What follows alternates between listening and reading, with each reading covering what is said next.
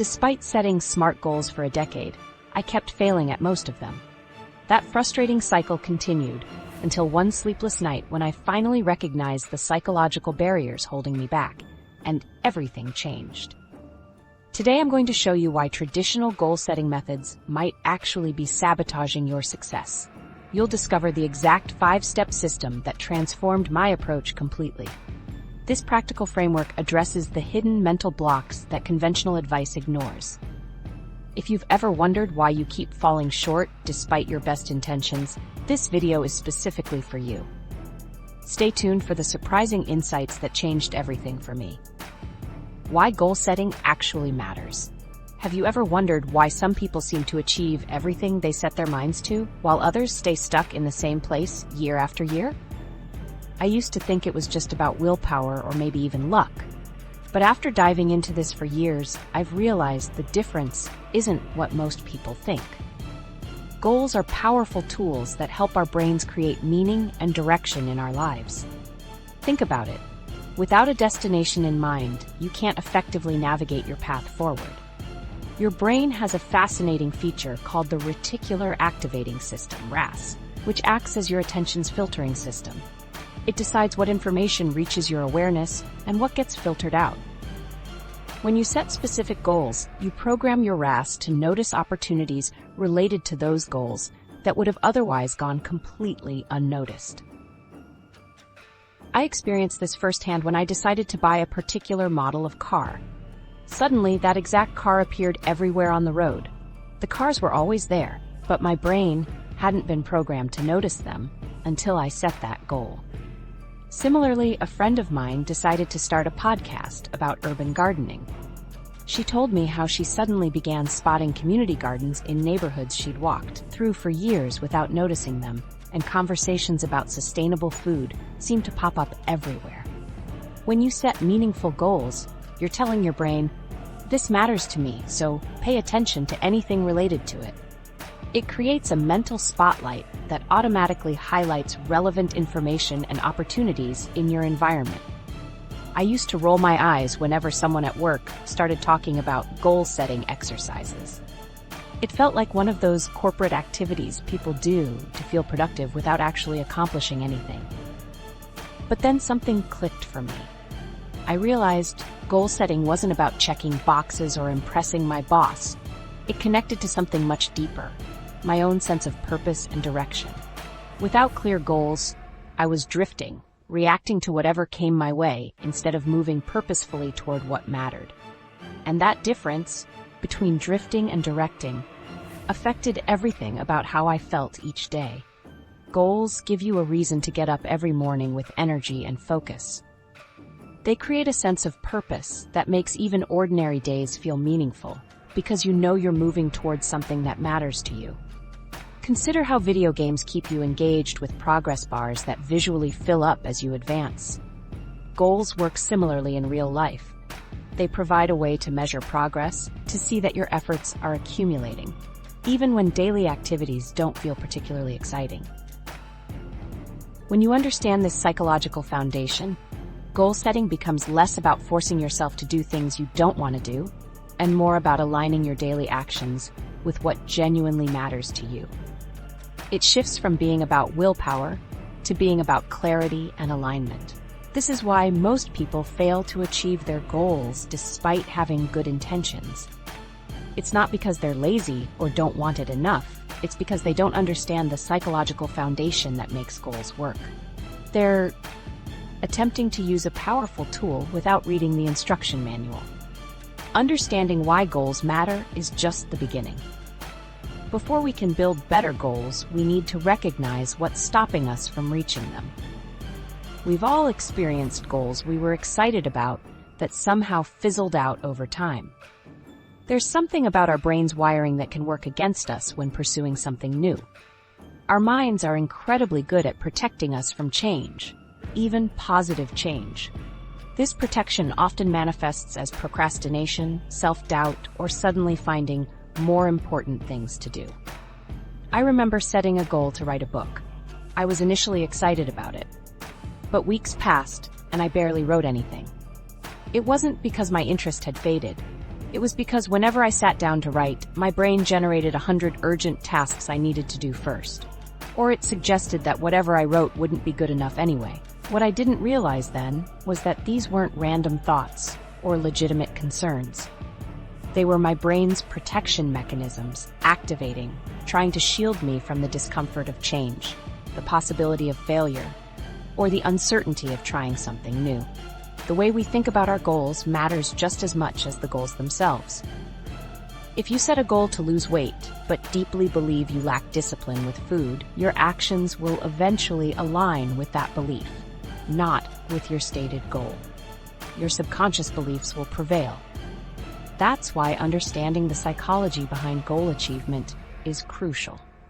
Without addressing the mental barriers and limiting beliefs that stand in our way, we're trying to drive with one foot on the gas and one on the brake.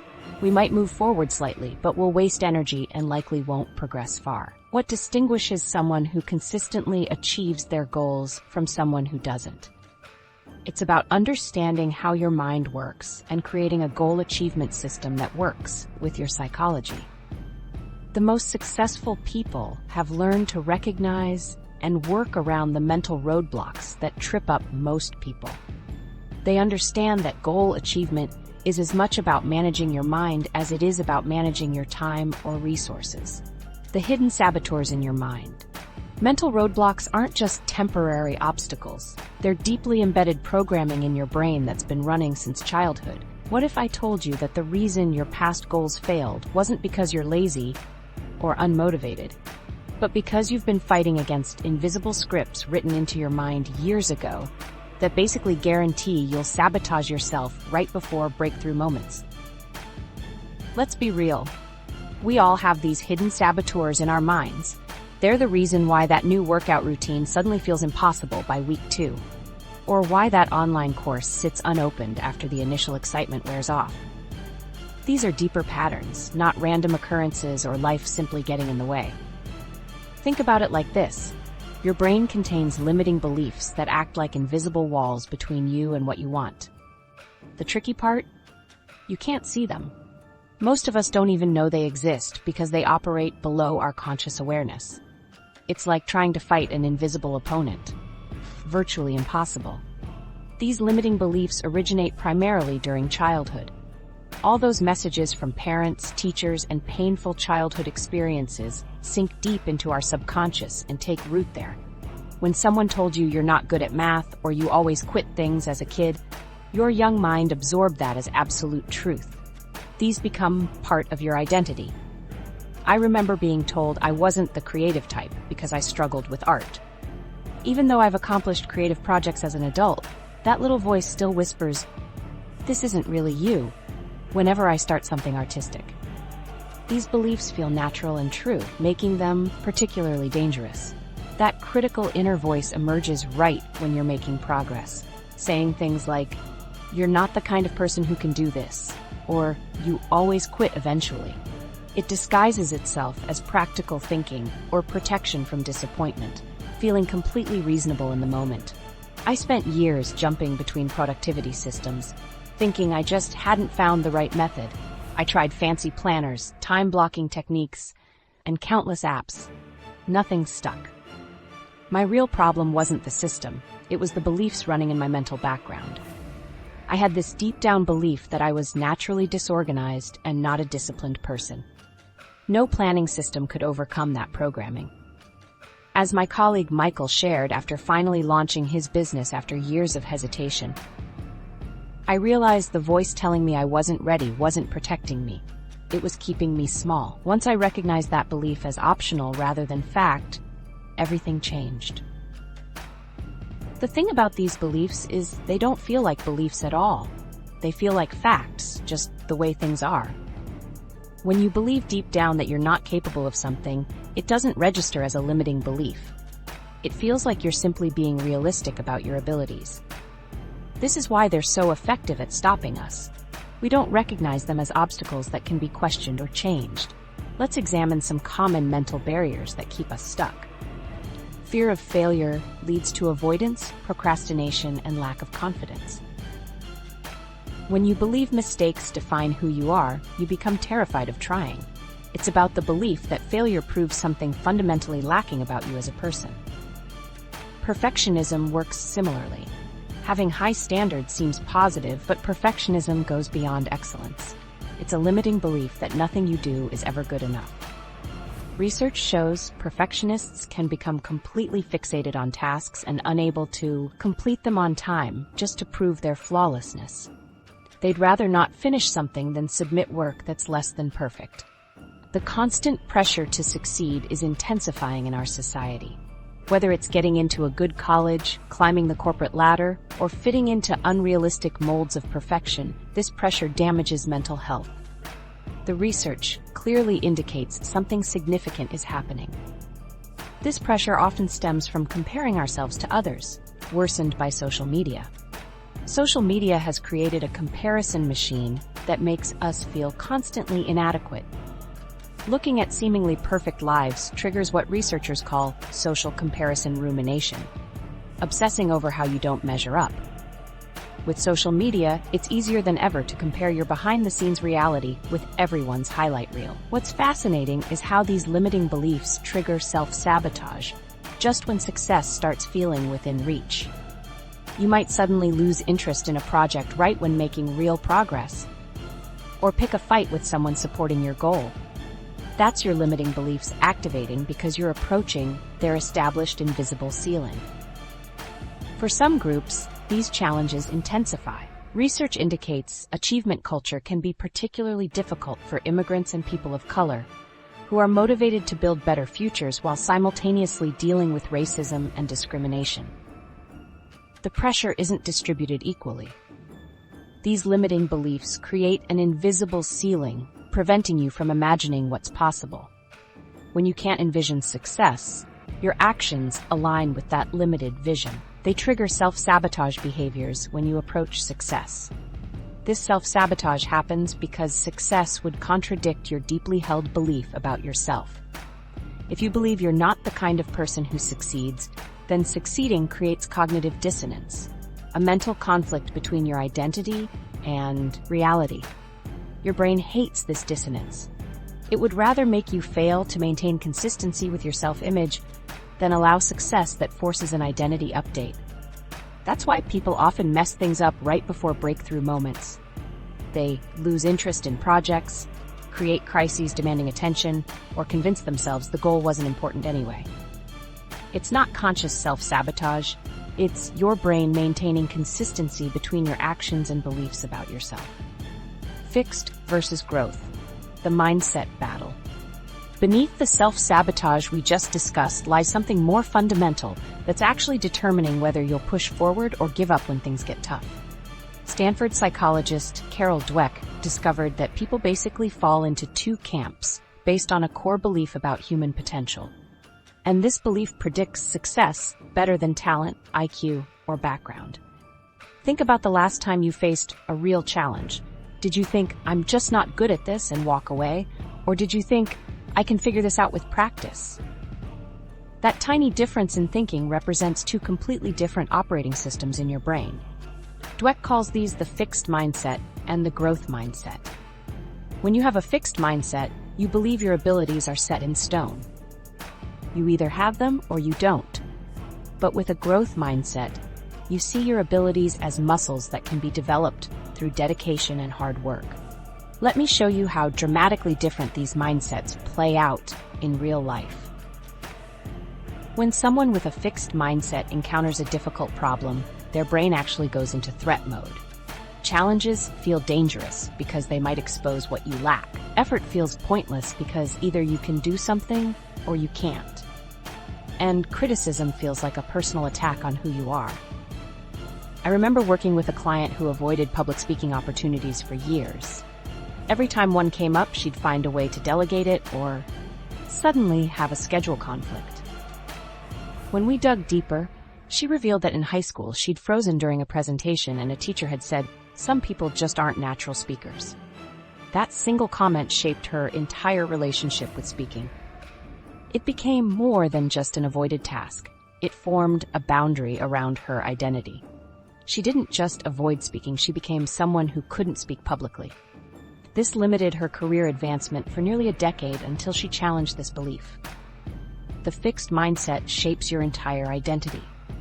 Think about phrases like, "I'm not a math person," or "I don't have a creative bone in my body." These are identity statements that create boundaries around what you'll even attempt. In contrast, the growth mindset transforms your relationship with challenges. When you believe abilities can be developed, challenges, exciting opportunities to stretch yourself, like a muscle becoming stronger through resistance training. Effort becomes the path to mastery rather than a sign of inadequacy. And criticism transforms from a personal attack into valuable information that helps you improve. Dweck's research consistently shows that people with growth mindsets achieve more because they put in more effort and persist longer through difficulties. Everyone experiences setbacks, but the difference is in how they interpret those setbacks. In one study, Dweck and her colleagues followed hundreds of students transitioning to junior high school, when schoolwork typically gets more challenging. Students with fixed mindsets showed declining grades, while those with growth mindsets showed improved performance. The difference wasn't their initial ability, it was how they responded to the increased difficulty. What's fascinating is that we don't have a pure growth or fixed mindset across all areas of life. You might have a growth mindset about your cooking skills, but a fixed mindset about your athletic ability. These mindsets can be domain-specific, limiting you in certain areas without your awareness. So how do you know if you're operating from a fixed mindset? Pay attention to the thoughts that arise when you face challenges. Do you hear internal dialogue like, "This is too hard for me"? Do you avoid situations where you might not excel immediately? Do you feel threatened rather than inspired by others' success? These are all classic fixed mindset indicators. The good news is that mindsets themselves can change. You can shift from a fixed to a growth mindset with awareness and practice. The first step is recognizing those fixed mindset thoughts when they pop up. When you catch yourself thinking, "I can't do this," challenge that thought by adding "yet" to the end. One of the most powerful ways to develop a growth mindset is to deliberately seek out challenges that push you outside your comfort zone. Each time you do something difficult and survive, you're building evidence that abilities can be developed. And when you inevitably struggle, focus on the process rather than the outcome.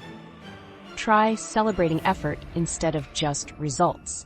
Instead of thinking, "I failed that presentation," try, "I learned 3 things that will make my next presentation better." Instead of, "I'm terrible at networking," try, "I'm developing my networking skills with each conversation." I had a personal breakthrough with this when I decided to learn coding in my 30s. As someone with a humanities background, I'd always told myself I wasn't wired for programming. After learning about the growth mindset, I decided to experiment. I still remember the moment when, after days of frustration, a concept finally clicked. That experience showed me that my abilities could grow with persistence and the right approach. What's particularly powerful about the growth mindset is how it transforms your relationship with failure. In a fixed mindset, failure defines you. It's proof of your limitations. But in a growth mindset, failure is simply information. Valuable feedback that helps direct your next steps. This doesn't mean pretending failure feels good. It doesn't. But it means recognizing that temporary setbacks are part of any meaningful growth process. Instead of thinking, "I failed, therefore I'm a failure," you think, "I failed, therefore I'm learning." The growth mindset also changes how you view others' success. In a fixed mindset, others' achievements can feel threatening. But in a growth mindset, others' success becomes inspirational, proof of what's possible with effort and persistence. You can cultivate this mindset by surrounding yourself with growth-oriented people and reframing how you praise yourself and others. Instead of praising talent, "You're so smart," praise effort, strategies, and progress. "I'm impressed by how you tackled that problem from multiple angles." Why SMART goals aren't enough. While that growth mindset we just explored transforms how you approach challenges, even the best mindset can't compensate for a flawed goal framework. Ever wonder why your perfectly crafted SMART goals still end up abandoned by February? The problem isn't you. It's that the most popular goal-setting system in the world has a serious blind spot. Let me ask you something. When was the last time you set a SMART goal that actually excited you? You know, those specific, measurable, achievable, relevant, time-bound objectives we've all been taught to create. I bet for most of you, those goals felt more like homework assignments than inspiring visions. Here's the thing about SMART goals. They've been around since 1981, which means they're using a 40-year-old framework to navigate today's incredibly complex world. That's like using a paper map when everyone else has GPS. SMART goals were revolutionary when they first appeared, and they do provide a clear structure that's better than having no framework at all. But there's a huge problem with SMART goals that nobody talks about. They focus entirely on the mechanics of the goal itself and ignore the psychology of the person trying to achieve it. It's like having a perfect roadmap, but no car to drive. I learned this the hard way. A few years ago, I set the perfect SMART goal to write a book. It was specific. Write a 50,000-word nonfiction book on productivity. Measurable, track daily word count. Achievable, just 500 words per day. Relevant, aligned with my career, and time-bound, complete in 4 months. Looks great on paper, right? But 3 weeks in, I found myself doing literally anything else but writing. I organized my sock drawer. I deep-cleaned my refrigerator. I even volunteered to help my neighbor move. Anything to avoid working on that book. The goal checked all the SMART boxes, but it completely failed to account for my psychological barriers around writing, my fear of judgment, and my tendency to procrastinate when faced with creative tasks. SMART goals work well for simple, straightforward tasks. If your goal is to drink more water or save a specific amount of money, the SMART framework is perfect. But for complex goals that require creativity, adaptation to changing circumstances, or deep personal motivation, that's where SMART goals start to fall apart. Consider that the A in SMART stands for achievable. While that sounds reasonable, it can actually be a huge problem. When we focus on making goals achievable, we often set our sights too low. Research shows that slightly ambitious goals, ones that push us just beyond our comfort zone, are actually more motivating than easily achievable ones. The achievable part of SMART can limit your thinking and prevent you from setting the kind of ambitious goals that truly inspire action. Many incredibly successful people admit they'd never have accomplished their biggest achievements if they'd limited themselves to what seemed achievable at the start. The 4-minute mile seemed impossible until Roger Bannister broke it. Then within weeks, others did too. The psychological ceiling had been lifted.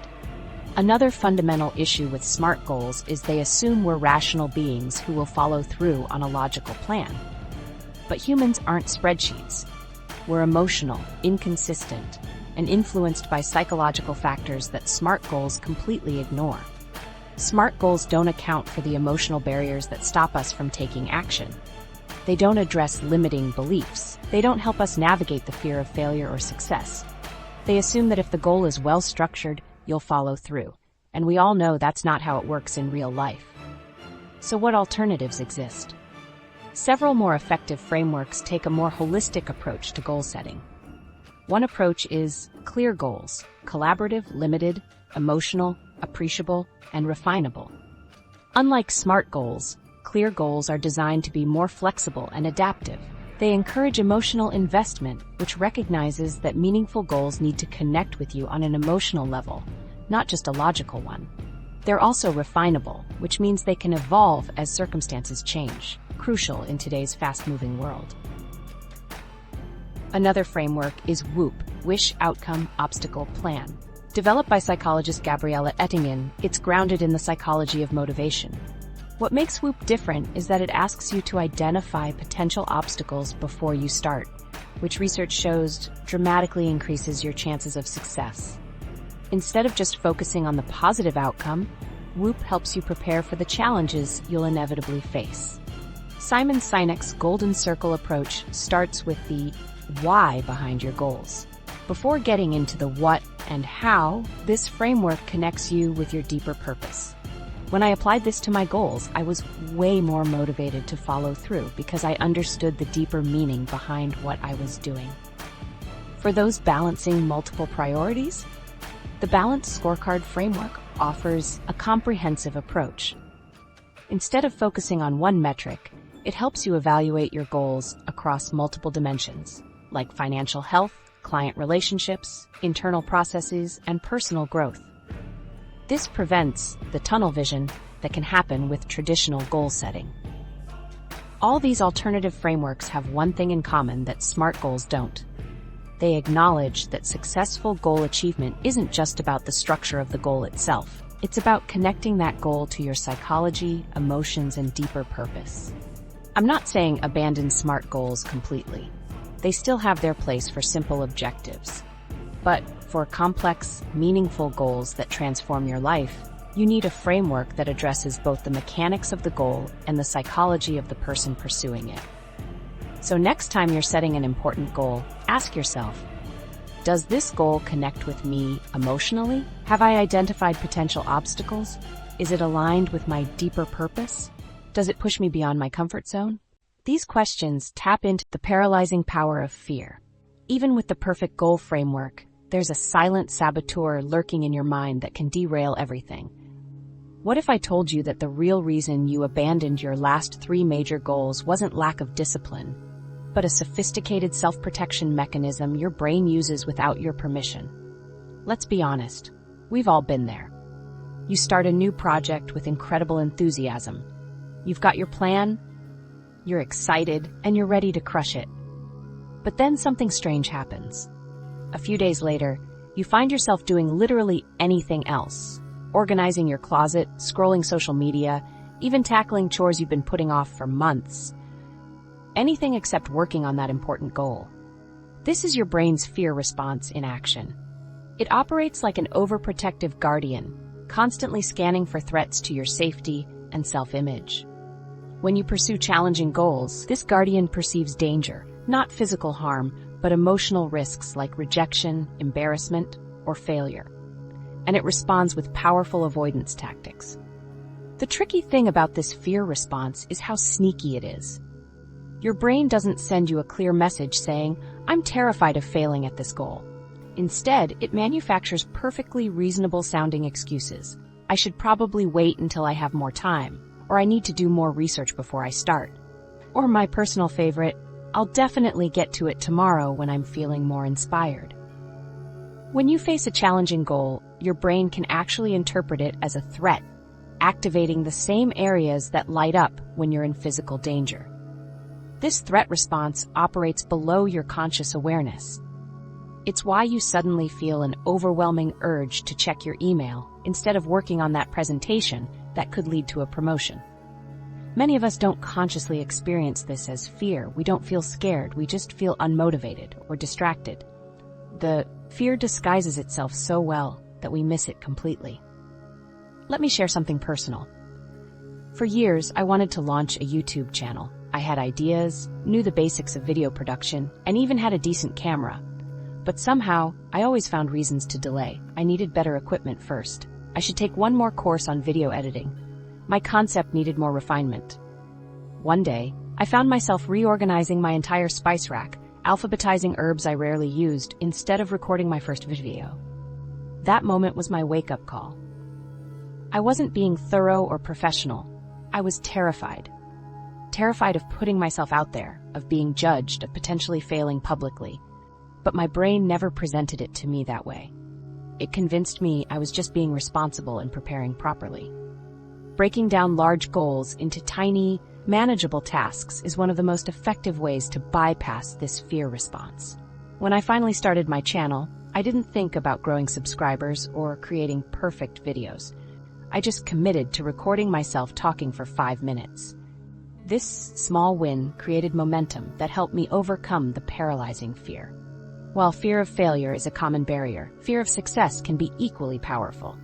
Success brings change, and your brain's guardian system finds change unsettling, even positive change. Success means new responsibilities, higher expectations, and shifts in relationships or identity. This explains why someone might get 90% through a major project, then mysteriously lose interest before completion, or abandon a diet right when they start seeing results. Perfectionism is another mask that fear wears. When you refuse to move forward until conditions are just right, that's your brain attempting to avoid the vulnerability of putting something imperfect into the world. As research shows, perfectionism significantly delays progress by creating an impossible standard where only flawless conditions or outcomes are acceptable. According to Michelle P. Maidenberg, Ph.D., perfectionism frequently manifests as reluctance to even begin. The perfectionist believes that if they can't do something flawlessly, it's not worth doing at all. This creates a paralyzing situation where taking any action feels too risky. These fears can coexist. You might fear both failure and success simultaneously, creating a situation where any movement triggers anxiety. Your brain's guardian, trying to protect you, effectively traps you in place. The good news? Awareness is the first step to change. Once you recognize that your brain is running these fear-based protection programs in the background, you can work with them rather than being unconsciously controlled by them. Adopting a growth mindset helps enormously. When you view setbacks as opportunities for learning rather than as signs of personal failure, the fear loses much of its power. The mistake no longer threatens your identity or worth. It's just information that helps you adjust your approach. Another effective strategy is to build failure into your process. Expect it. Plan for it. When you anticipate stumbling points and treat them as normal parts of the journey, rather than catastrophes, they lose their power to derail you. This creates psychological safety that allows you to keep moving forward even when things get difficult. What I've found most helpful is creating fear-proof systems, routines and habits that continue to move you forward even on days when motivation is low and fear is high. The key is making these systems so simple and non-threatening that they bypass your brain's alarm system entirely. Instead of saying, "I'll write my book today," which might trigger fear, you might say, "I'll open my document and write one sentence." That's it. One sentence feels so easy that your brain doesn't bother activating its threat response. And once you've written that one sentence, you'll often find yourself continuing naturally. Building a better goal architecture. That tiny action approach is just the beginning of a much bigger shift in how successful people think about goals. What if I told you the difference between people who consistently achieve their dreams and those who don't isn't willpower or talent, but something as simple as how they structure their goals from day one? Think about it. We've all been taught to use the same SMART framework from the 1980s, but there are better options designed specifically for today's complex challenges. Let me show you what the world's most consistent achievers do differently. Imagine building a house. Traditional goal setting is like focusing only on the blueprint without considering the foundation, materials, or construction process. Modern goal architecture builds a complete structure from the ground up. Let me share some powerful alternatives that form this stronger foundation. Several frameworks have emerged that address the limitations of SMART goals: CLEAR, OGSMT, identity-based approaches, and systems thinking. Let's explore the most transformative ones. The CLEAR framework works brilliantly for creative projects and situations requiring flexibility. CLEAR stands for collaboration, creating goals with team members; limited focus, concentrating on one major initiative; emotional connection, linking goals to what truly matters; appreciable steps, breaking projects into visible phases; and refinable processes, adjusting based on actual results. I found CLEAR especially helpful for creative work where the path isn't linear. When developing my podcast, the refinable aspect allowed me to pivot based on listener feedback rather than rigidly following my original concept. Another powerful approach is identity-based goals, which completely transforms traditional goal setting. Instead of focusing on what you want to achieve, you focus on who you want to become. Rather than saying, "I want to run a marathon," you'd say, "I want to become a runner." This shift taps into your values and self-perception, creating deeper motivation. I experienced this firsthand after struggling with meditation for years. I kept setting outcome goals like meditate for 30 days straight and would inevitably quit. When I shifted to become someone who prioritizes mental clarity, everything changed. The goal connected to my identity rather than just checking a box. This identity-based approach works hand in hand with systems thinking. A systems approach prioritizes creating daily routines that automatically move you toward what you want. It's like arranging dominoes. Once they're properly set up, you just need to tip the first one. For instance, if you want to become healthier, a traditional goal would be lose 20 pounds. A systems approach would be create a meal prep routine every Sunday and walk for 20 minutes after lunch daily. The focus shifts from the outcome to the process. Systems work even when motivation falters. We all have days when we don't feel like doing the work, but a good system reduces decision fatigue and willpower needed. Your system becomes the path of least resistance. This foundation of better goal architecture must include psychological safety. Most goal frameworks assume things will go according to plan, but consistent achievers know better. They expect obstacles and failures as normal parts of the process. Instead of seeing setbacks as evidence they're on the wrong track, they build failure into their planning.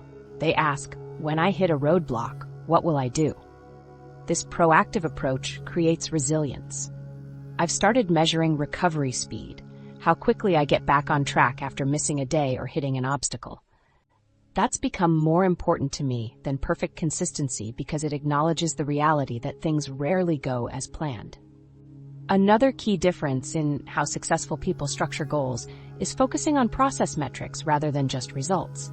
Instead of only tracking pounds lost or revenue generated, they track behaviors like workout sessions completed or sales calls made. Process metrics provide more frequent feedback and focus your attention on what you can actually control. Results often lag behind behaviors, and by the time you see changes in results, it might be too late to adjust your approach. I experienced this when building my YouTube channel. Instead of obsessing over subscriber counts, I focused on publishing consistently and improving my thumbnails. The subscribers eventually followed, but if I'd only watched that number, I would have quit long before seeing results.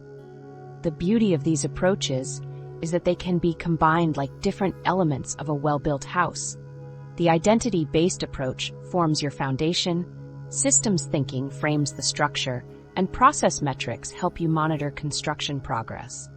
For complex goals, you might add the OGSMT framework, which connects your big objectives to specific goals, strategies, measures, and daily tactics. This creates a clear line of sight from your everyday actions to your biggest ambitions. By building your goals with these modern architectural principles, you create a structure that's both stronger and more flexible than traditional SMART goals alone. This comprehensive foundation acknowledges both the psychology of achievement and the practical mechanics of following through, making your success more sustainable and predictable. Engineering sustainable motivation. Even with the perfect goal architecture in place, there's a hidden factor that determines whether you'll actually follow through. Have you ever been totally committed to a goal one week, then completely lost interest the next? There's actually a scientific explanation for these motivation waves, and understanding what's happening in your brain can transform how you maintain momentum.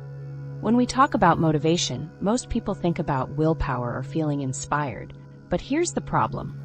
Both are incredibly unreliable resources. Willpower depletes throughout the day like a battery, and inspiration comes and goes without warning. Relying on either one is like building a house on quicksand. I used to beat myself up whenever my motivation faded. I'd start a new project with incredible enthusiasm, promising myself, this time will be different. But within weeks, sometimes days, that initial spark would disappear, and I'd wonder what was wrong with me. Sound familiar? The truth is, this pattern isn't your fault. Your brain is designed to get excited about new things and then lose interest once the novelty wears off. The key is working with your brain's natural tendencies, not against them. This is where the flow state becomes powerful. Psychologists describe flow as that magical state where you're so absorbed in an activity that time seems to disappear. When you're completely engaged, everything else fades away. Flow creates energized focus and enjoyment that makes the activity inherently rewarding. It happens when there's a perfect balance between the challenge of what you're doing and your perceived competence in handling it. If something's too easy, you get bored. If it's too hard, you get anxious. Flow lives in that sweet spot in between. Think about activities where you effortlessly lose track of time. Playing an instrument, working on certain projects, or having deep conversations. Those are your personal flow triggers. Designing your goals to incorporate these conditions is essential. Sustainable motivation also depends on understanding the difference between intrinsic and extrinsic motivation. Research shows that external rewards like money or praise can temporarily boost drive, but often undermine long-term motivation. Internal rewards, the enjoyment, purpose, or sense of accomplishment from the activity itself, create more sustainable drive. I experienced this firsthand when working on a writing project I loved until someone offered to pay me for it. Suddenly, this passion became work, and my enthusiasm plummeted. The external reward actually weakened my intrinsic motivation. Psychologists have identified 3 key intrinsic motivators: autonomy, feeling in control; mastery, improving at something meaningful; and purpose, connecting to something larger than yourself.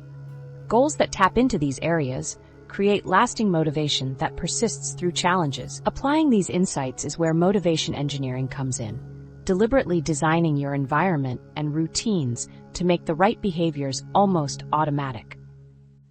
Environmental design creates momentum rather than resistance. It's about placing cues that trigger desired behaviors and removing obstacles to progress. Simple changes often have profound impacts. Placing running shoes by the door, preparing healthy meals in advance, or optimizing your workspace to minimize distractions. The neurochemistry behind motivation centers on dopamine, the neurotransmitter associated with pleasure and reward. When you experience even small successes, your brain releases dopamine, reinforcing that behavior and creating a positive feedback loop. I've seen this work dramatically with clients like Sarah, who struggled with consistent exercise. Instead of focusing solely on her goal of losing 30 pounds, we engineered small daily wins, tracking her 5-minute morning stretches, celebrating completing just 10 push-ups, and noting each day she drank adequate water. Within weeks, her exercise routine wasn't something she had to force herself to do. The positive feedback loop had transformed occasional activity into a consistent habit supported by her brain's own reward system. Building small wins into your process is crucial. Rather than waiting until you've finished a massive project to feel good about it, design goals that deliver success frequently. Wrote 100 words? That's a win. Meditated for just 1 minute? That's a win. These micro-successes create powerful neural pathways, making positive behaviors easier over time. Another critical aspect of sustainable motivation is planning for failure. Most motivation systems collapse when you miss a day or make a mistake. Successful people measure recovery speed, not how perfectly they stick to plans, but how quickly they get back on track after inevitably going off course. This removes the all-or-nothing thinking that derails progress. When you combine these elements, flow state, intrinsic motivation, environmental design, dopamine-driven feedback loops, and planning for failure, you create a motivation system that doesn't depend on willpower or inspiration. Instead, it aligns with your brain's natural functioning. The most effective goal achievers focus less on getting motivated and more on making motivation unnecessary. They build systems that make the right actions almost automatic. They connect their daily actions to their core values. They design their environments to remove friction from desired behaviors and add friction to unwanted ones. This approach represents a fundamental shift from traditional motivation strategies. Instead of trying to pump yourself up with inspirational quotes or forcing yourself to power through, you're creating conditions where motivation naturally emerges from the activities themselves. The micro-steps revolution. You know what's crazy about achieving your biggest goals? Sometimes thinking smaller is actually the secret. I've found that when people struggle with their goals, it's often not because they're not ambitious enough. It's actually the opposite. They're trying to take on way too much at once. What if I told you that making your goals ridiculously smaller could actually be the key to achieving those massive changes you're after? It sounds backwards, but there's fascinating science behind why micro-steps lead to bigger results than trying to make huge leaps. Think about what happens when you set a massive goal. Your brain immediately starts cataloging all the work involved, the potential obstacles, and the million ways you might fail. That's why so many of us freeze up and never even start. Our brains literally get overwhelmed before we take the first step. This is where micro steps completely change the game. Instead of trying to overhaul your entire life at once, you break your goals down into actions so tiny they seem almost ridiculous, steps so small that failing becomes nearly impossible. For example, instead of committing to an hour-long workout every day, which your brain will resist like crazy, you might start with just putting on your workout clothes, or doing a single push-up, or walking for just 1 minute. It sounds almost silly, right? But that's exactly the point. When I first heard about this approach, I was honestly skeptical. How could doing something so small possibly lead to meaningful change? But then I tried it myself with meditation. For years, I tried to establish a 30-minute daily meditation practice, and I'd always quit after a few days. The time commitment felt overwhelming, especially on busy days. So I tried something different. I committed to taking just one mindful breath each day. That's it. Just one breath where I paid full attention. It seemed too easy, but something amazing happened. Most days after taking that one breath, I'd think, well, I'm already here, might as well do a few more. Some days it was still just that one breath, but other days I'd meditate for 5, 10, or even 20 minutes. A year later, I had a consistent meditation practice that had transformed my focus and stress levels, all because I made it ridiculously easy to start. The micro-step became my gateway to something bigger. Micro-steps bypass your brain's natural resistance mechanisms. When you set a goal that feels too big, your brain's fear response kicks in. But a micro-step is so small that it flies completely under your brain's threat radar. There's no reason to resist when the action required is so minimal. This approach creates psychological momentum through what psychologists call small wins. Each tiny success triggers a release of dopamine, that feel-good neurotransmitter, which reinforces the behavior and makes you want to continue. As these small wins accumulate, they build confidence and motivation in a sustainable way. The beauty of micro steps is that they directly address the reason most ambitious goals fail. It's not usually lack of desire or even discipline. It's that we've been taught to think big when we really need to think small. Traditional goal-setting approaches often emphasize massive action, which sounds motivating, but actually sets most people up for failure. Let me share another example. My friend James wanted to write a novel, but kept getting overwhelmed by the enormity of the project. Every time he sat down to write, he'd think about the 80,000 words ahead of him and freeze up. So I suggested he commit to writing just 50 words a day, about 3 sentences. It was so small that there was no way his brain could come up with a reasonable excuse not to do it. Within 2 months, he had written over 15,000 words. Some days he'd write exactly 50 words and stop. But more often, once he got started, he'd find himself in that flow state we talked about earlier and write 500 or 1,000 words. The micro-step was just his way in, a door that was so easy to open that his brain couldn't justify keeping it closed. This approach dovetails with our understanding of the flow state. Flow happens when there's the right balance between challenge and competence.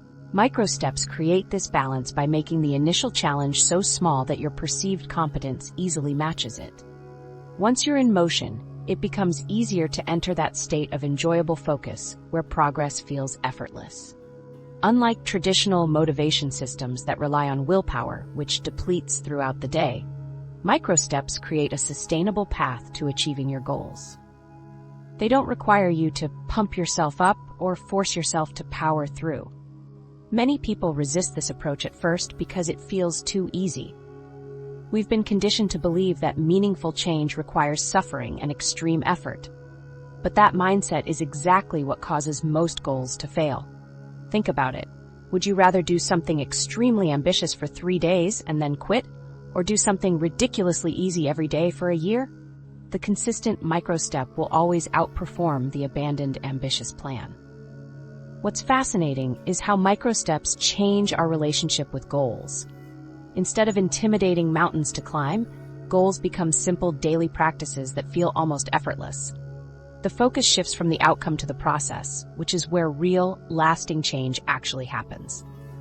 A tiny action repeated daily creates compound effects that eventually lead to major changes. It's like the difference between trying to move a huge boulder all at once versus applying consistent, gentle pressure over time. Plus, microsteps naturally evolve as you build momentum. What starts as a single push-up often grows into a full workout routine as your confidence increases. The initial microstep is just those identity shifts we discussed are powerful on their own, but there's something even more influential that might be silently determining your success right now. Ever wonder why some people achieve their goals while others with similar skills and motivation don't? The secret might be sitting right next to you. Your social circle is the hidden X factor in goal achievement that most traditional frameworks completely overlook. We're so focused on individual willpower, systems, and habits that we miss the obvious truth. Humans are fundamentally social creatures. Our brains evolved in tribes and communities, not in isolation. Our energy and standards automatically adjust to match the people we're with. This isn't coincidence or weakness. It's how our brains are wired to function. We unconsciously mirror behaviors, adopt shared beliefs, and conform to the social norms around us. This happens whether we're aware of it or not. The expectations and behaviors of your 5 closest friends are silently shaping what you believe is possible, normal, or worth pursuing. If your social circle treats goal abandonment as inevitable, your brain starts to see this as the natural outcome of any goal you set. I learned this lesson the hard way with my writing. For years, I tried building a consistent writing habit through sheer willpower. I'd start strong, but inevitably fade after a few weeks. The problem wasn't my systems or motivation. It was that nobody in my life wrote regularly or expected me to. Writing felt like this weird, difficult thing I was doing alone. Everything changed when I joined an online community of writers who posted daily word counts. We had scheduled check-ins where each person shared their progress, struggles, and breakthroughs. Suddenly, writing every day wasn't strange. It was the baseline expectation. When I missed a day, people would message me asking if everything was okay. When I hit my targets, members would celebrate with specific feedback on what was working. The exact same goal that had felt impossible for years became almost effortless when surrounded by the right community.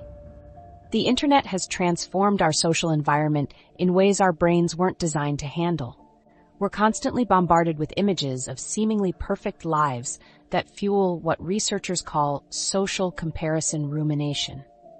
This constant comparing drains mental energy away from our actual goals, but you can intentionally design your social environment to support your goals rather than undermine them. One study found that having an accountability partner increased the probability of achieving a goal by up to 95% compared to merely having a goal. I saw this firsthand when a participant in our writing community who had been trying to finish her book for over 3 years completed her manuscript within 6 months of joining. The only difference was being surrounded by people who expected daily writing as the norm. Community support is crucial for sustaining long-term motivation. It creates external accountability structures that keep you moving forward when your internal motivation fluctuates. It normalizes both the struggles and successes of goal pursuit through shared experience. When you're part of a community working towards similar goals, you gain social proof that your goals are achievable.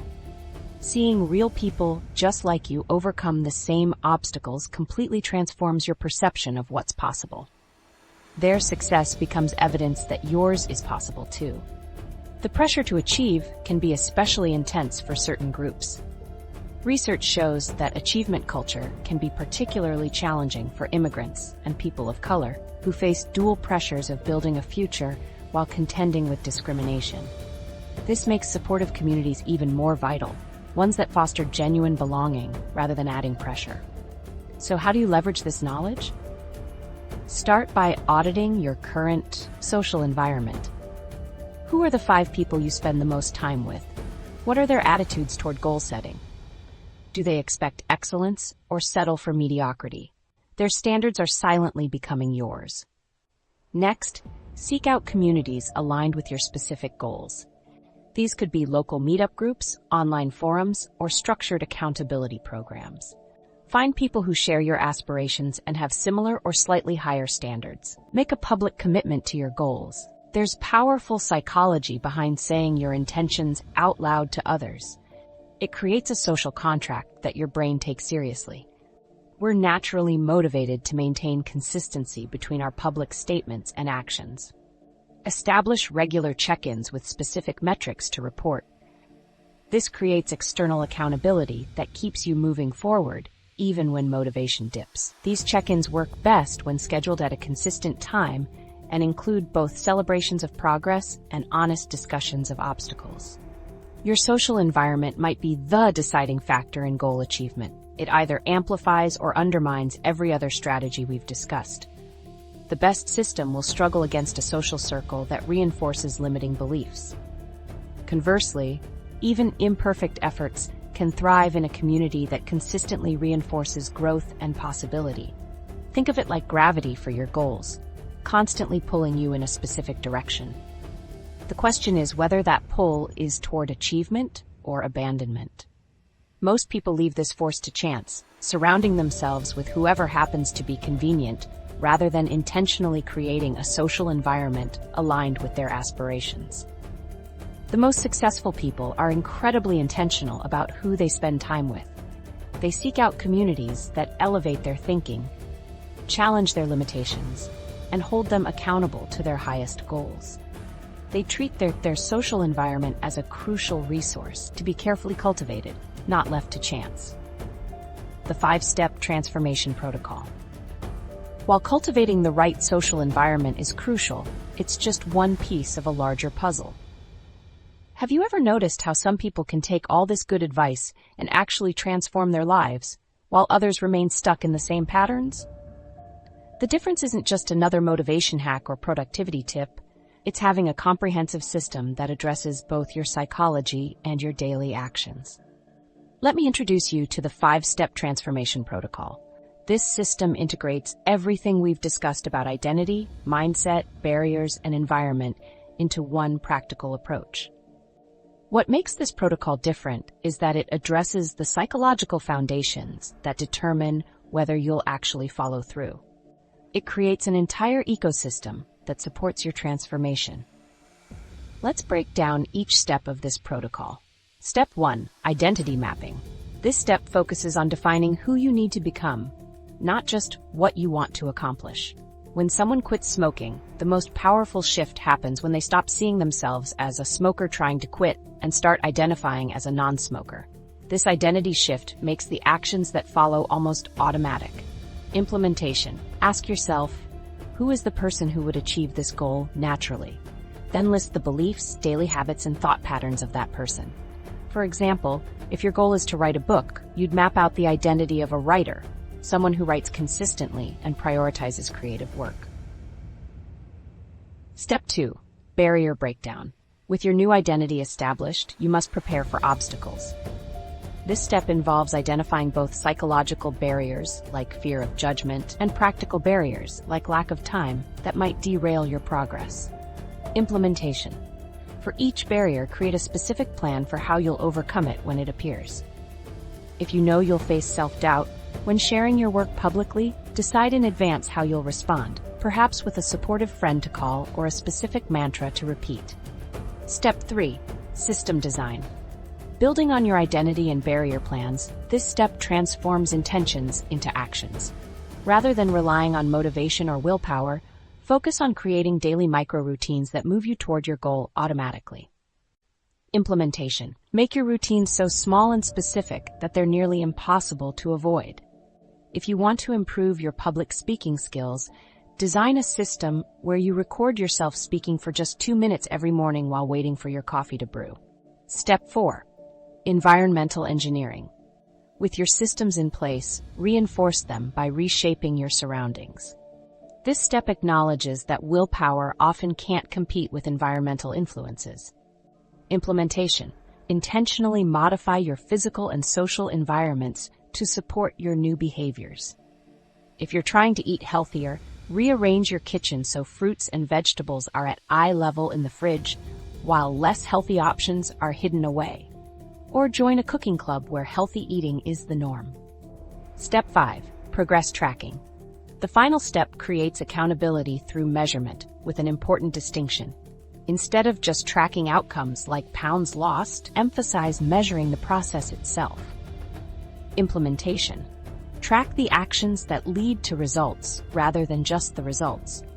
If you're building a business, track daily sales calls made rather than just sales closed. If you're learning a language, track study sessions completed rather than just fluency level. This approach creates a feedback loop that rewards consistency. What makes this 5-step protocol effective is how it addresses both the psychological elements that determine whether you'll take action and the practical systems that ensure those actions lead to results. It creates conditions where success becomes the path of least resistance. Think of the protocol as building a house. Identity mapping lays the foundation. Barrier breakdown secures the structure against storms. System design constructs the framework. Environment engineering furnishes the rooms, and progress tracking maintains the property over time. I've seen this protocol transform people's approaches across every domain. One person I worked with had been trying to write a novel for years. After implementing the protocol, they finished their first draft in just 4 months. The difference wasn't working harder, it was working differently, with a system that accounted for the full reality of how humans actually change. The protocol is completely customizable to your specific situation. The steps remain the same, but how you implement them will be unique to your goals, barriers, and environment. That's why it works across such a wide range of objectives, from health transformations to career changes. Each step reinforces the others. Your identity shift makes your daily systems feel natural. Your barrier planning supports your environment design. And your progress tracking continually strengthens your identity as someone who follows through. This isn't a quick fix. It's a fundamental shift in how you approach change. While it might seem like more work up front to implement all 5 steps, it eliminates the stop-start cycle that comes from relying on motivation alone. I encourage you to start small with this protocol. Pick one goal that matters to you and work through all 5 steps. Then watch what happens when all these elements work together. We've covered a lot of ground, but here's what it all comes down to. Goal achievement isn't about forcing yourself through sheer willpower. It's about working with your psychology rather than against it. When you develop self-awareness about your thought patterns and emotional responses, you can implement strategies that align with how your brain works. This harmony between intention and psychology separates consistent achievers from those who fall short. Embracing failure transforms your relationship with setbacks. Each obstacle becomes a learning opportunity that expands your capabilities. Remember that broken chair I finally fixed? Take your first micro step today, just one